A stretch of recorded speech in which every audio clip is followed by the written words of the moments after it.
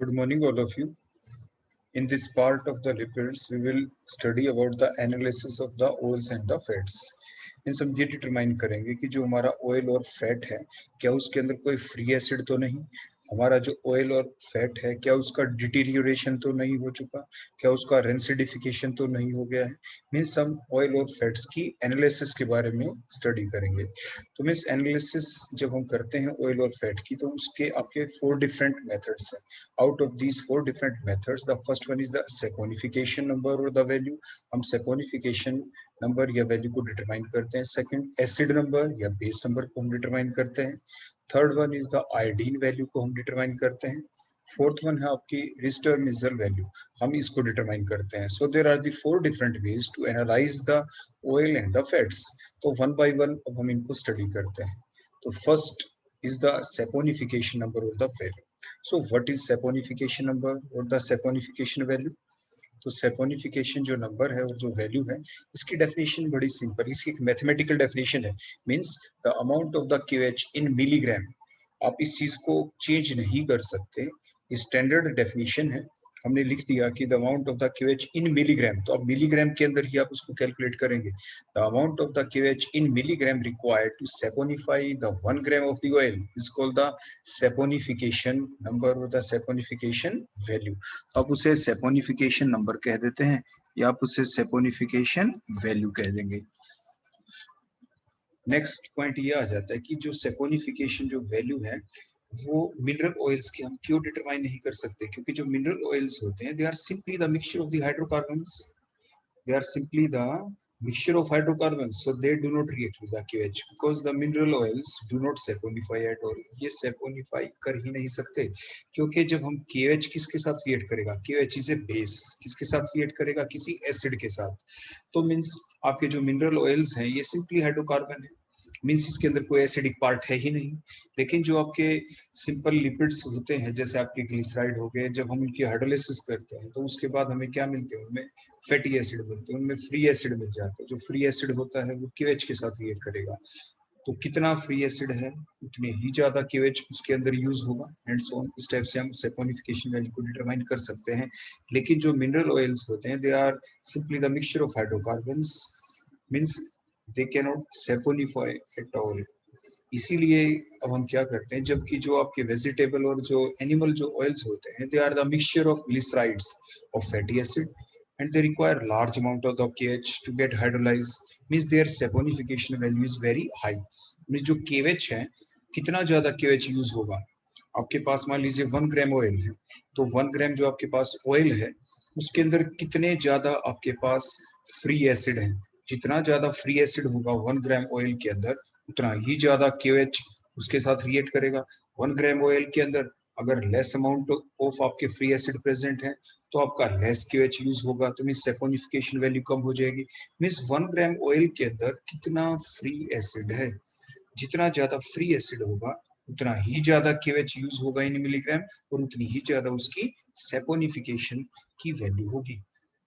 तो what are the significance of the saponification value, इसकी significance क्या है, इससे हमें यही तो पता चलता है कि जो हमारा कोई भी जो ऑयल है 1 ग्राम जो ऑयल हमने लिया है उसके अंदर कितने ज्यादा एसिड है फ्री फॉर्म के अंदर, इस चीज का हमें पता चलता है। So the significance of the saponification value are, और ये जो सेपोनिफिकेशन वैल्यू होती है वो डिफरेंट ऑयल की डिफरेंट भी होगी क्योंकि डिफरेंट ऑयल्स के अंदर different amount of free acid होगा।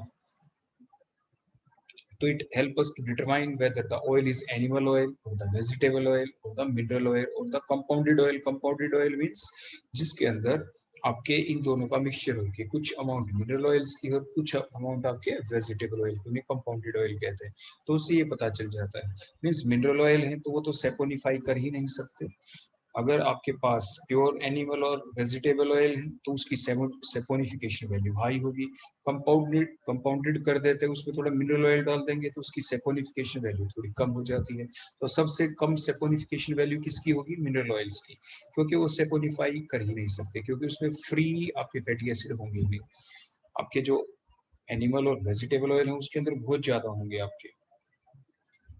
और जो जितने भी ऑयल्स होते हैं, every oil has its own specific saponification value. Her oil की अपनी एक सैपोनिफिकेशन वैल्यू होती है, because the different oils have different amount of fatty acid, different amount of free acid, उसके अंदर different amount of free fatty acid होगा और अलग अलग अमाउंट में होगा, तो उनकी सैपोनिफिकेशन की वैल्यू भी अलग अलग होगी।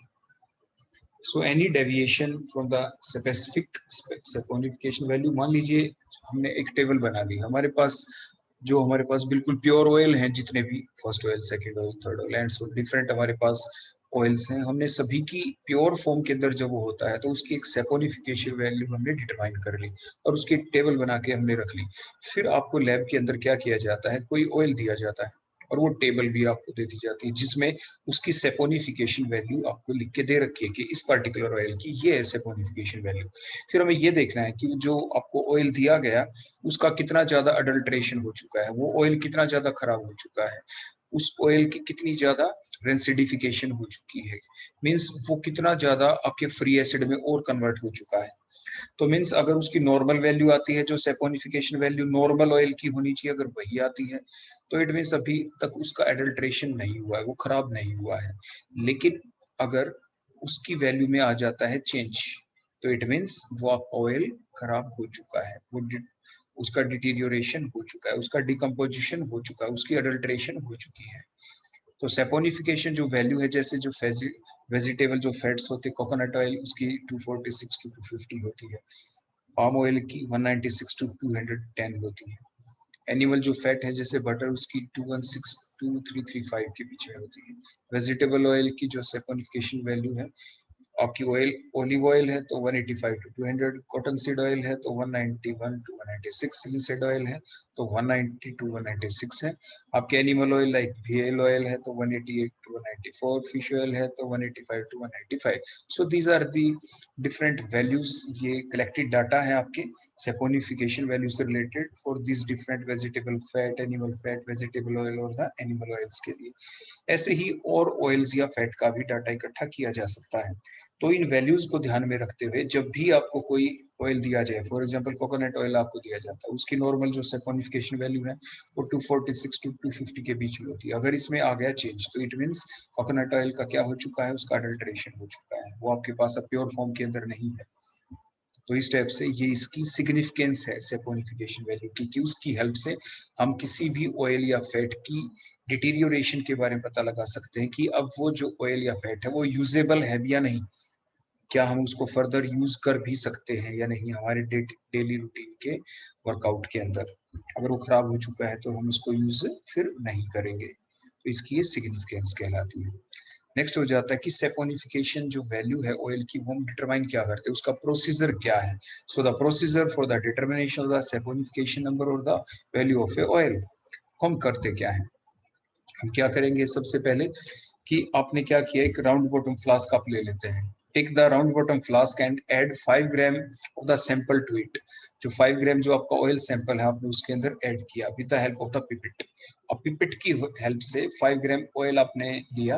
पिपेट आपकी 2 टाइप्स की हो सकती है, एक तो सिंपल पिपेट, ये जो आपको दिखा रखी है, इसमें आप जो एयर हैंड से प्रेशर लगाते हैं और ये इसके अंदर सॉल्यूशन के अंदर डिप करके, जो आपका ऑयल का सॉल्यूशन है ऑयल के अंदर डिप करके आप इसको जिस लेवल तक जितना आपको चाहिए आप इसमें डाल लेते हैं।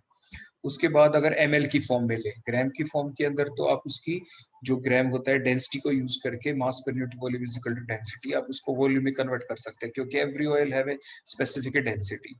हर ऑयल की अपनी क्या होती है, बोलो एक डेंसिटी होती है, और डेंसिटी का फार्मूला देखो आप जानते ही हैं, डेंसिटी इज इक्वल टू बोलो क्या, मास बाय वॉल्यूम। अगर हमें डेंसिटी का पता है तो हम मास कैसे निकाल सकते हैं, मास इज इक्वल टू बोलो क्या हो जाएगा, डेंसिटी इनटू वॉल्यूम, इस टाइप से। तो अगर हमें मास बोलो कितना लेना है, ये लेना हमें 5 ग्राम। तो अगर हमें इसकी डेंसिटी का पता है, डेंसिटी इज गिवन, तो हम क्या निकाल सकते हैं, उसका वॉल्यूम। तो आपका वॉल्यूम निकल जाएगा, यहाँ पे जो वॉल्यूम निकलेगा वो आप पीपेट की हेल्प से ले लेंगे, क्योंकि it is a liquid one, अगर आपके पास लिक्विड है ये। तो पिपेट की हेल्प से हमने कह दिया 5 ग्राम लेना है, तो जब हम लेंगे तो यहाँ पे तो वॉल्यूम लिया जाएगा, तो कितना वॉल्यूम ले, तो 5 ग्राम को पहले किस में कन्वर्ट कर लेंगे, आप उसको कन्वर्ट कर लेते हैं किस चीज के अंदर, वॉल्यूम के अंदर, with the help of the density of the oil. फिर आपने ये 5 ग्राम ऑयल ले लिया इक्वलेंट टू द वॉल्यूम, और फिर आपने वो राउंड अबाउट फ्लास्क के अंदर आपने डाल दिया। उसके बाद फिर आप क्या करेंगे, नेक्स्ट पॉइंट आता है कि अब उसके अंदर आप क्या क्या चीजें ऐड करें। Now you will add the 50 ml of, क्या ऐड करेंगे, N/2 alcoholic KOH solution plus में 50 ml अल्कोहल आप इसके अंदर ऐड कर देंगे with the help of the pipette. Pipette से ही एग्जैक्ट आप मेजर करके इसके अंदर डाल देंगे। फिर ऊपर जो हमने कंडेंसर लगा रखा है, वाटर कंडेंसर होगा ये। इसके अंदर आप नीचे की तरफ से वाटर इन, यहाँ से वाटर जाता है, ऊपर की साइड से वाटर बाहर। आप कभी भी इस चीज को रिवर्स नहीं कर देंगे कि आप ऊपर से वाटर डालें नीचे से जाएगा ना। एंट्री हमेशा वाटर की, वाटर कंडेंसर के अंदर अगर आप वाटर नहीं डालते then it is called as air condenser. अगर आप वाटर की एंट्री करते नीचे से, सर्कुलेशन करता है पानी, ताकि जो ये वेपर्स ऊपर जा रहे हैं ये बाहर ना निकले, वो कंडेंस होके दोबारा इसी कंटेनर में आके देखो गिरते रहते हैं जैसे आपको दिख रहे हैं, तो ऑयल का लॉस नहीं होता, इसलिए हम वाटर कंडेंसर यूज करते हैं। ऐसे ही हम दूसरी एक फ्लास्क लेते हैं, राउंड बॉटम फ्लास्क, और उसके अंदर हम क्या करते हैं, वो आपकी ब्लैंक टाइट्रेशन के लिए, कि मीन्स उसके अंदर हमने कोई भी सैंपल नहीं लिया, सिंपली हमने उसमें क्या डाला है, 50 ml N/2 alcoholic KOH plus में 50 ml alcohol. Blank means nothing, हमने कोई उसमें उसके अंदर कोई सैंपल नहीं डाला, कोई ऑयल नहीं डाला। तो now we have the two round bottom flask, one have the sample, other have no sample, और जो रिएजेंट है वो दोनों में कॉमन है। फिर हम इसको क्या करते हैं, उसके बाद हम इसको जो वाटर कंडेंसर उसी टाइप से होगा, फिर हम इसको रिफ्लेक्स करते हैं। हम क्या करेंगे, इसकी रिफ्लेक्सिंग हीटिंग करेंगे हम इसकी of both the flask using the water condenser on the water bath for the 1 hour. देखो जो हमने नीचे से दिखा रखा है, ये हम डायरेक्ट फ्लेम हमने यहाँ पे ये दिखा रखी है। आप इस फ्लेम की बजाय देखो आप क्या कर देंगे, मैं यहाँ पे अभी लगा रहा हूँ, देखो मैंने इसके नीचे हमने क्या किया, फ्लेम और इसके बीच में देखो मैंने कंटेनर लगा दिया, देखो यहाँ पे एक टब लगा दिया, देखो मैंने ऐसे दोनों के अंदर, ध्यान दे मैंने क्या लगा दिया, बोलो यहाँ पे एक, देखो मैंने टब लगा दिया, ठीक है, और इसके अंदर हमने यहाँ पे डाल दिया इसके अंदर वाटर, बोलो क्या डाला हुआ है ये वाटर। आप नीचे से हीट तो कर रहे हैं, लेकिन अब डायरेक्ट हीटिंग नहीं कर रहे आप, ये डायरेक्ट हीटिंग अब नहीं हुई। आप किसको हीट कर रहे हैं, बोलो स्टब के अंदर, बोलो हमने क्या डाल रखा है यहाँ पे, वाटर, और वाटर को हीट कर रहे हैं, तो हीटेड वाटर के थ्रू स्टीम मिली, तो इसलिए अब हम इसको कह देते हैं वाटर बाथ। बोलो आप इसे क्या कह देते हैं, आपने इसमें वाटर डाल दिया, then it is called as a water bath. में जो आप हीट कर रहे हैं फ्लेम से, वो किसको हीट मिल रही है, जो कंटेनर है उसके अंदर है वाटर, वाटर हीटेड अप होता है, और वहां से जो हीट मिलती है वो राउंड बॉटम फ्लास्क को मिलती है। मींस आप डायरेक्ट हीट नहीं करेंगे, means reflux the contents of both the flask fitted with the water condenser on the water bath for 1 hour, 1 घंटे के लिए आप इसको हीट अप करेंगे। ऐसा करने के बाद फिर क्या होगा कि जो एल्कोहलिक एच आपने डाल रखा है, जिसके अंदर आपने ऑयल सैंपल डाल रखा है, ये ऑयल सैंपल, तो क्या होगा, हाइड्रोलिसिस हो जाएगी, ऑयल की हाइड्रोलिसिस हो जाएगी। जो ऑयल्स हैं वो क्या है, वो आपके ग्लिसराइड्स हैं। तो क्या मिलेगा हमें, एक तो ग्लिसरॉल प्लस में क्या मिलेगा, फैटी एसिड, मींस एसिड मिलेगा, एसिड। तो हमने KOH तो डाल ही रखा है, तो जो KOH का कुछ पार्ट जो हमने यहाँ पे ले रखा है, बोलो कितना ml ले रखा हमने, 50 ml। तो 50 ml जो हमने ये KOH ले रखा था, उसका कुछ पार्ट तो रिफ्लेक्सिंग के दौरान ही किसके साथ कर जाएगा रिएक्ट, वो रिएक्ट कर जाएगा जब हम ये रिफ्लेक्स कर रहे हैं। तो बोलो यहाँ पे क्या प्रोड्यूस हो रहा है, यहाँ पे प्रोड्यूस हो गया हमारे पास फ्री एसिड, और यहाँ पे हमारे पास, क्योंकि इसमें ये तो ब्लैंक था दूसरा, तो इसके अंदर नो फ्री एसिड। इसके अंदर जब हम हीट कर रहे हैं तो हमारे पास कोई फ्री एसिड प्रोड्यूस नहीं होगा, इसलिए नहीं होगा क्योंकि हमने इसके अंदर कोई भी सैंपल डाल ही नहीं रखा। उसके अंदर फर्स्ट वाले केस में तो हमने ऑयल सैंपल डाल रखा, ऑयल मींस ट्राइग्लिसराइड है आपके, और जब हम उसकी हाइड्रोलिसिस करते हैं तो ग्लिसरॉल प्लस में फैटी एसिड मिलते हैं, तो acid react with base KOH के साथ, तो some part of the KOH get used, कुछ KOH तो वहां पे यूज हो ही गया यहीं पे फ्री एसिड बनने की वजह से। तो मीन्स क्या बन गए इसके अंदर, फैटी एसिड बन गए, बोलो क्या बन गए, ये फैटी एसिड इसके अंदर देखो बन चुके हैं, हमने यहाँ पे दिखा दिए, वहां पे कोई भी फैटी एसिड नहीं बनेगी दूसरे केस के अंदर। अब जो फैटी एसिड क्योंकि बन गए हैं, तो अब हम क्या करेंगे इसके अंदर, अब जो अनरिएक्टेड है, जैसे हमने लिखा अनरिएक्टेड जो है, देखो दोनों के अंदर कितना है, बोलो आपका जो KOH जो इसके अंदर जो बचने वाला है। देखो जब हम क्या करेंगे इसके अंदर, सबसे पहले हम आपको बता दें, आप इसके अंदर डालेंगे फेनोक्सिलिन इंडिकेटर, क्योंकि देखो नीचे जो मीडियम है ना, जो KOH हमने डाला था, KOH देखो इस फैटी एसिड के साथ तो रिएक्ट कर गया, यहाँ पे तो KOH अभी तक यू का यू बचा हुआ है, KOH तो यू का यू है, आपने इसमें क्या डाल दिया, यू एडेड द फेनोक्सिलिन इंडिकेटर। बोलो आपने बाहर से इसमें क्या डाला, यहाँ पे आपने इसके अंदर डाला फेनोक्सिलिन इंडिकेटर। जो फेनोक्सिलिन है, it gives it gives no colour in the acidic medium and gives the pink colour in the basic medium. तो ये जो फेनोक्सिलिन इंडिकेटर है, कि आपने इसके दोनों ही के अंदर आपने डाल दिया। तो दोनों में क्योंकि क्या है बोलो, KH ही तो हमने डाल रखा है। इस KH ने पहले वाले केस में तो क्या कर लिया, जो भी एसिड बना था ये फैटी एसिड, अब ये फैटी एसिड यहाँ पे नहीं है। जितना भी फैटी एसिड बनता चला गया, जो इस हमने जो सैंपल ले रखा था, जब इसकी हाइड्रोलिसिस की, जब हमने इसकी रिफ्लक्सिंग की थी, रिफ्लक्सिंग के दौरान क्या बना, फैटी एसिड बना। और जो भी फैटी एसिड बनता चला गया वो इस KH के साथ रिएक्ट करता चला गया। KH हमने कितना ले रखा था, वो हमने ले रखा, देखो हमने पहले बता दिया था 50 ml। In both the case हमने बोलो कितना ले रखा था, हमने ले रखा था 50 ml, दोनों ही केस में 50 ml। यहाँ पे तो 50 ml का 50 ml है, यहाँ पे कुछ 50 ml का कुछ पार्ट इस फैटी एसिड के साथ रिएक्ट कर चुका है। तो अब ये 50 ml से क्या हो चुका है बोलो, थोड़ा कम हो चुका है। देखो लेस देन 50 ml बच गया हमारे पास। क्यों? Because the some part of the KH get react with the बोलो क्या, fatty acid which is produced by the hydrolysis of the oil. Oil की हाइड्रोलिसिस से जो फैटी एसिड बने, उस फैटी एसिड के साथ ये KH क्या कर गया, रिएक्ट, उसका कुछ part. Now we have less than 50 ml KH in the first case. In the sample जो आपका जो फ्लास्क है उसके अंदर जो ब्लैंक वाली है उसमें 50 ml एज सच है। दोनों में आपने फिनोक्सिलिन इंडिकेटर डाला, इंडिकेटर डालते ही साथ देखो वहां पे पिंक कलर आ गया, दोनों ही केस के अंदर पिंक कलर आ गया। अब उसके बाद हम क्या करेंगे, दोनों ही की अब टाइट्रेशन करेंगे N/2 HCl। अब हमने देखो ऊपर जो हमारी ब्यूरेट है बोलो, इसको क्या बोलते हैं, जो हमने ऊपर ले रखी है, दैट इज द ब्यूरेट। अब जो ब्यूरेट हमने ले रखी है, दोनों के अंदर हमने क्या डाल दिया, N/2 HCl in both the case. फिर N/2 HCl जो हम डालेंगे वो किसके साथ रिएक्ट करेगा, क्योंकि HCl क्या है, HCl एक एसिड है, किसके साथ रिएक्ट करेगा, बेस के साथ। बेस कौन है यहाँ पे, QH। फर्स्ट केस में सैंपल वाले के जो आपकी फ्लास्क उसमें QH कितना है, लेस देन 50 ml, देखो लेस देन, तो कितना NaHCl यूज होगा, क्योंकि जो KH है ये भी कितना है, N/2 नॉर्मेलिटी का है इन बोथ द केस। देखो N/2 का, ऊपर HCl लिया वो भी क्या लिया, N/2 का ही ले रखा है। तो जितना KH बचा हुआ है उतना ही तो HCl यूज होगा। तो इट मीन्स पहले वाला जो केस है सैंपल ट्यूब, उसके अंदर आपका लेस यूज होगा ये HCl, क्योंकि लेस आपका हो चुका है, KH कम हो चुका है, 50 ml नहीं है वहां पे, लेस देन 50 ml है, because the some part of the KH already been reacted with the fatty acids which is produced by the hydrolysis of the oil. जो सैंपल वाली फ्लास्क है उसमें जो ऑयल की हाइड्रोलिसिस की थी, वहां पे जो फैटी एसिड बना था, उस फैटी एसिड के साथ जो KH हमने डाला था 50 ml, उसका कुछ पार्ट पहले ही रिएक्ट कर चुका है।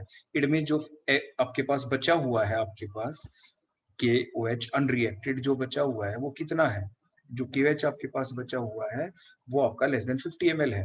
तो जो KH जितना बचा उसी के साथ तो N/2 जब टाइट्रेशन करेंगे तो वो रिएक्ट करेगा। एंड पॉइंट का कैसे पता चलेगा, एंड पॉइंट का पता चलेगा नीचे मीडियम बेसिक है, क्योंकि KH है और पिंक कलर है, ऊपर आपका एसिडिक है ब्यूरेट के अंदर जो HCl है। जब आप ऊपर से धीरे धीरे डालेंगे, देखो ध्यान से डाला और एकदम पिंक कलर, देखो डिसअपियर हो गया, पिंक, पिंक टू कलरलेस, बोलो क्या आ जाएगा, पिंक टू कलरलेस। देखो इस स्टेप से, तो till the end point is not reach, देखो पिंक टू कलरलेस दोनों केस के अंदर, देखो ये आ गया कलरलेस, ठीक हो गया। तो ये बार बार हम शो कर रहे हैं कि जैसे फिनोक्सिलिन इंडिकेटर डाला तो पिंक कलर, बाद में जैसे ही आप ऊपर से HCl देखो लगातार आपने डाला, डालते ही साथ बोलो कैसा आ गया, कलरलेस आ जाता है।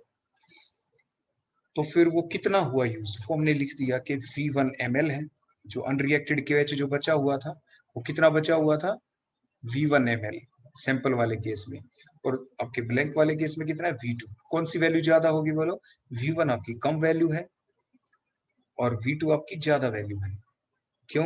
क्योंकि V1 का मतलब कितना KH आपका बच गया जो HCl के साथ रिएक्ट किया, वो तो कम ही है। और V2 ये आपके ब्लैंक टाइट्रेशन के केस में कितना है बोलो, वो ज्यादा है, क्योंकि वो तो 50 का 50 है, वो तो यू का यू बचा हुआ है, 50 ml ही बचा हुआ है। तो HCl के साथ टाइट्रेशन करेंगे तो इक्वलेंट आएगी आपकी। तो means the volume of N/2 HCl used in the sample flask, which is equivalent to the amount of KH left after the saponification, is equal to V1 ml। तो उसमें तो हमने V1 उसको एज्यूम कर लिया, ठीक हो गया। उसके बाद नेक्स्ट देखो हमने ऊपर लिख भी दिया है कि HCl कितना लगेगा बोलो, V1, देखो हमने ऊपर लिख दिया V1, क्योंकि V1 ही बचा हुआ है नीचे। V1 का मतलब क्या है, वहां पे लेस देन 50 ml, ठीक हो गया। और यहाँ पे V2 का मतलब क्या है, 50 ml। So the volume of the N/2 HCl used in the blank flask, which is equivalent to the amount of KH after the reaction between the KH and the alcohol, that is a V2 ml, that is equivalent to 50 ml। अब इन दोनों के बीच का हम difference ले लेंगे, भाई कितना आपका वहां पे फ्री एसिड प्रोड्यूस हुआ था, तो हमें डिफरेंस से तो पता चलेगा V2 माइनस V1। तो V2 बड़ी वैल्यू है, V1 कम है, जो डिफरेंस आया इट मींस उतना KOH यूज हो गया था किसके साथ रिएक्ट करने के लिए बोलो, आपके फैटी एसिड के साथ रिएक्ट करने के लिए। तो means the volume of N/2HCl equivalent to KOH used in the saponification of y gram of the oil। शुरू में y ग्राम कितना एज्यूम किया, फॉर एग्जांपल हमने 5 ग्राम लिया था, देखो पॉइंट नंबर 1 में हमने लिख रखा था, उसको y ग्राम मान ले चाहे 5 ग्राम मान ले, आपकी मर्जी है। तो कितना आ गया वो V2 माइनस में V1 ml हो गया। तो ये तो ml में हमारे पास आ गया। अब हम फर्दर करेंगे कैलकुलेशन। देखो number of gram of KOH present in V2 minus V1 ml of N/2 KOH, बोलो कितना मान लेते हैं उसको, मान लीजिए वो x ग्राम है। अब हम अपना फार्मूला लगाते हैं सिंपल नॉर्मेलिटी का। बोलो नॉर्मेलिटी का फार्मूला क्या होता है, weight in gram means given mass divided by equivalent mass multiplied by 1000 divided by volume of the solution. अगर आप ml में वॉल्यूम लेते हैं तो, अगर आप लीटर में लेते हैं तो आप ऊपर 1000 नहीं लिखते हैं। तो बस यही आपको ध्यान रखना है यहाँ पे। अगर हम वॉल्यूम किस में लेते हैं, ml में, तो ऊपर 1000 रहेगा। अगर आप वॉल्यूम को किस में कन्वर्ट कर देते हैं, जो ml है इसको लीटर में कन्वर्ट करेंगे तो ऊपर से 1000 आपका हट जाएगा। नेक्स्ट इक्विवेलेंट मास कितना होगा KOH का, पोटेशियम का कितना होता है 39, ऑक्सीजन का कितना 16, हाइड्रोजन का 1। और क्योंकि ये आपका क्या है, K पॉजिटिव है OH नेगेटिव है, क्योंकि इसमें एक ही OH नेगेटिव आयन आएगा, तो इसलिए जो बेस है इसकी एसिडिटी कितनी है 1। तो ऊपर तो हमने लिख रखा है मोलिकुलर मास, मोलिकुलर मास कितना है KOH का 56, डिवाइड किससे किया है, KOH इज बेस, बेस की एसिडिटी से। तो एसिडिटी जो है KOH की वो 1 है, इसलिए डिवाइडेड बाय 1 किया। क्यों है 1, क्योंकि इसमें 1 OH नेगेटिव आयन है और वो 1 H पॉजिटिव आयन के साथ ही रिएक्ट करेगा। तो इसलिए इक्विवेलेंट मास कितना हो गया 56। तो हम गिवन मास देखो, नॉर्मेलिटी जो हम निकालेंगे वो कितनी रखनी, बोलो N/2 KOH है देखो, तो इसलिए हमने N की जगह तो नॉर्मेलिटी की जगह तो बोलो इस फार्मूले में क्या पुट कर दिया, देखो जो ऊपर हमारा ये फार्मूला था क्या पुट किया 1/2 इसके अंदर। वेट इन ग्राम हमने कितना मान लिया x, तो x पुट कर दिया। इक्विवेलेंट मास कितना 56, 1000 ही रहा। वॉल्यूम ऑफ द सॉल्यूशन, बोलो वो कितना डिफरेंस आपका आया था जिसके अंदर हम KOH की अमाउंट निकालना चाहते हैं, that is the V2 minus में V1 ml। और हम x की वैल्यू हम कैलकुलेट करें, क्रॉस मल्टीप्लाई करके हमने निकाल दिया। तो बोलो कितना आ गया ये 28 divide by 1000 V2 minus V1 ग्राम है। अब इसको मिलीग्राम में कन्वर्ट करना है, मिलीग्राम में कन्वर्ट करेंगे तो क्या करेंगे, इसको 1000 से मल्टीप्लाई कर देंगे। तो बोलो आंसर कितना आ जाएगा 1000 से 1000 आपका कैंसिल हो गया। तो बोलो ये मिलीग्राम में आंसर आ गया। तो बोलो कितना आ गया 28 multiplied by V2 minus में V1 milligram. So the number of the milligram of KOH which is present in V2 minus V1 ml of N/2 KOH वो कितना हो गया 28 multiplied by V2 minus में V1 milligram। लेकिन जो हमारी definition थी उसके अनुसार हमें क्या करना था, हमें उसमें निकालना था कि कितने मिलीग्राम KOH रिएक्ट करे किसके साथ 1 ग्राम के साथ। तो हम देखो क्या करेंगे, the saponification value of y gram of oil, तो y ग्राम ऑफ ऑयल है हमारे पास, तो number of milligram of KH कितना यूज हुआ 28 मल्टीप्लाइड बाय V2 माइनस में V1। अगर 1 ग्राम होता हमारे पास तो कितने मिलीग्राम KH यूज होगा, तो डिवाइडेड बाय y आ जाएगा आपका 28 divided by y V2 minus में V1 milligram. So that called the saponification value आ जाएगी इसकी, क्योंकि सैपोनिफिकेशन वैल्यू की डेफिनेशन ही क्या थी, the number of milligram of KH used for the saponification of 1 gram of the oil. तो वही हमने यहाँ पे कैलकुलेट किया है। तो इस टाइप से हम saponification value of the oil sample की कैलकुलेट कर सकते हैं। तो नेक्स्ट हम देखते हैं हमारा second point, that is the acid number और द बेस नंबर। हम कर रहे हैं एनालिसिस ऑफ द ऑयल और द फैट। हम जो ऑयल और फैट की एनालिसिस करते हैं तो उसके डिफरेंट वेज हो सकते हैं। हम सैपोनिफिकेशन वैल्यू डिटरमाइन कर सकते हैं, और सेकंड आ गया एसिड नंबर और the base number. So what is the acid और the base number, the amount of the KOH, the amount of the KOH required to neutralize all the free acid present in 1 gram of the oil is called as the acid number। 1 gram oil है आपके पास, उसके अंदर कितना free acid है उसका कैसे पता चला है, किसके साथ रिएक्ट करके, KOH के साथ रिएक्ट करके। तो कितने मिलीग्राम KOH की रिक्वायरमेंट होगी to neutralize all the free acid present in 1 gram of the oil और the fat, that called the acid number. अगर हम इसके रिवर्स लिख दें कि the amount of the acid in milligram required to neutralize all the basic contents present in 1 gram of the oil or the fat is called the base number। लेकिन आमतौर पे हम एसिड नंबर ही use करते हैं, क्योंकि जो triglyceride होते हैं जब उसकी हाइड्रोलिसिस होती है तो हमें क्या मिलते हैं, हमें फैटी एसिड ही मिलते हैं। फ्री एसिड ही मिलते हैं। So the most commonly use number is the acid number. और जो लुब्रिकेंट ऑयल होता है must possess acid number less than 0.1। जो लुब्रिकेटिंग ऑयल होता है उसका एसिड नंबर 0.1 से कम ही रहना चाहिए।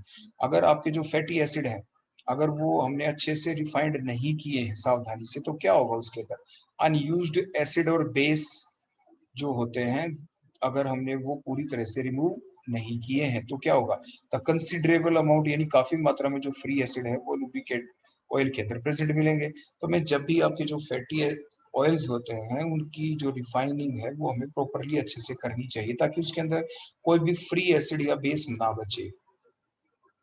क्योंकि जितना ज्यादा फ्री एसिड या बेस बचेगा तो उतना ही ज्यादा उसकी वैल्यू होगी एसिड नंबर की या बेस नंबर की। आमतौर पे हम मैंने जैसे बताया आपको एसिड नंबर ही यूज करते थे। But are the significance of the acid number, जो अडल्ट्रेटेड नहीं है तो उसका एसिड नंबर क्या होगा सबसे कम, जिसके अंदर फ्री एसिड प्रेजेंट है ही नहीं तो उस ऑयल या फैट का फ्री एसिड एसिड नंबर क्या होगा सबसे कम और उसको बेस्ट माना जाता है लुब्रिकेंट ऑयल। तो the significance of the acid number are means पहला पॉइंट क्या है, the acid number in the fatty oil tells about the extent of limit above which the deterioration of the oil due to oxidation will takes place। इससे हमें ये पता चलता है कि आपका कोई भी ऑयल है उसका एसिड नंबर इतना ही होना चाहिए, अगर वो खराब नहीं हुआ है तो उसका डिटीरियोरेशन नहीं हुआ है तो एक लिमिट है कि यहाँ तक अगर उसका एसिड नंबर है तो आप उसको यूज कर सकते हैं, यूजेबल लिमिट होती है वो आपकी। अगर उससे ज्यादा उसका एसिड नंबर आ गया तो आप उसको यूज नहीं कर सकते क्योंकि उसका ऑक्सीडेशन हो चुका है। Means the acid number in the fatty oil tells about the extent of limit above which the deterioration of the oil due to oxidation etc. will takes place। Next point, the acid number also tells about the approximate age of the oil।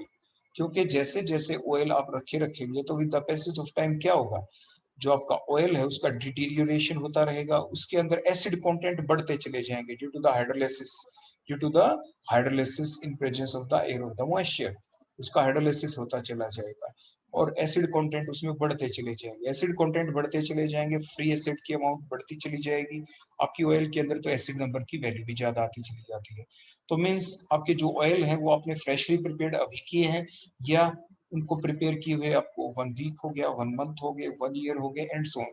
तो जैसे with the passage of time वो उसकी as of oil कहलाती है कि आपने वो extract कब किया था, उस ऑयल का एक्सट्रैक्शन कब किया था आपने सीड के अंदर से, तो उसकी एज कहलाती है। तो जैसे ही वो पुराना होता चला जाएगा ओल्ड होता चला जाएगा तो with the passage of time उसके अंदर फ्री एसिड कंटेंट बढ़ती चली जाएगी।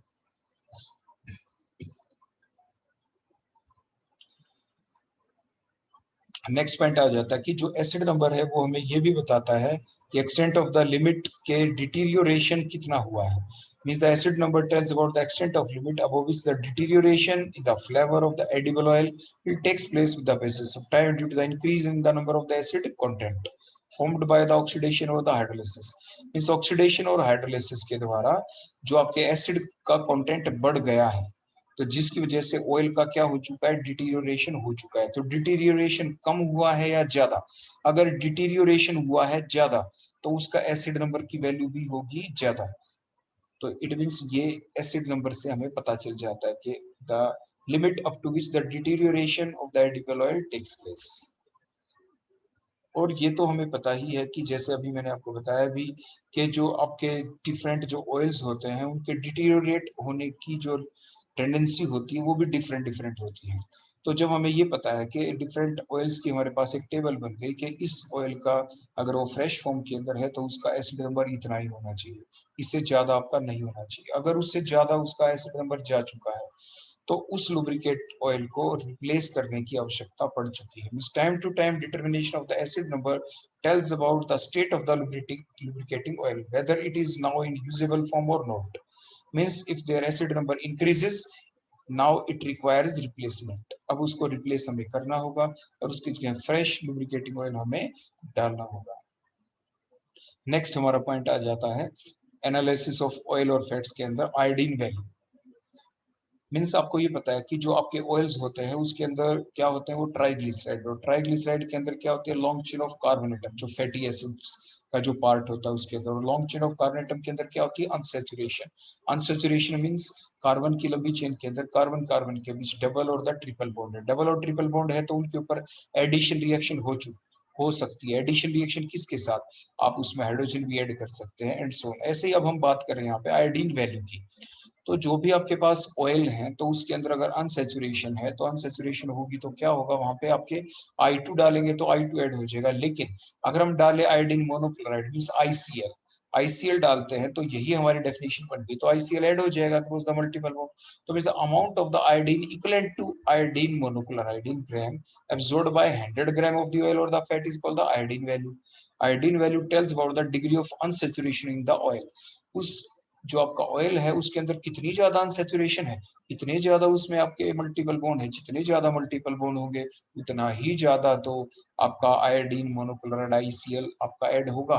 एक ही डबल बॉन्ड है तो 1 मोल ही ऐड होगा आपका ICl। अगर आपके 2 डबल बॉन्ड है तो 2 मोल यूज होंगे आपके। तो जितने ज्यादा अनसेचुरेशन होगी उतने ही ज्यादा आपके आयोडीन मोनोक्लोराइड यूज होगा।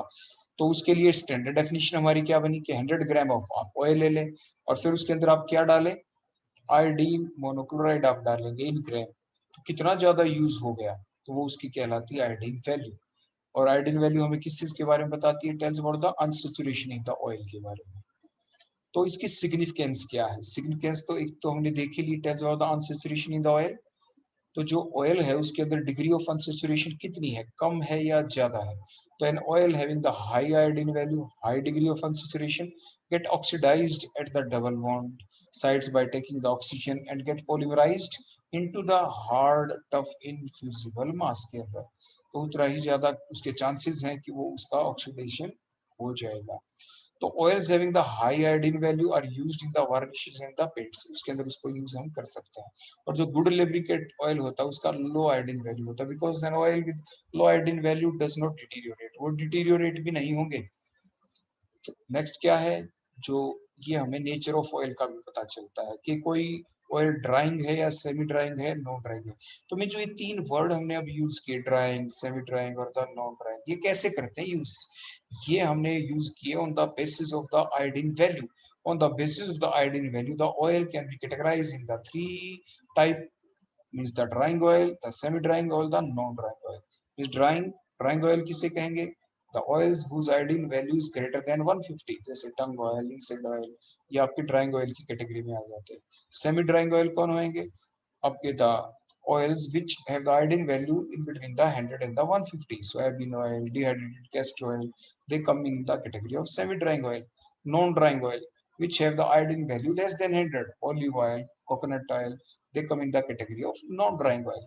तो जो आपकी आयोडीन वैल्यू के बेसिस के ऊपर ऑयल्स को हमने 3 कैटेगरी के अंदर डिवाइड कर दिया।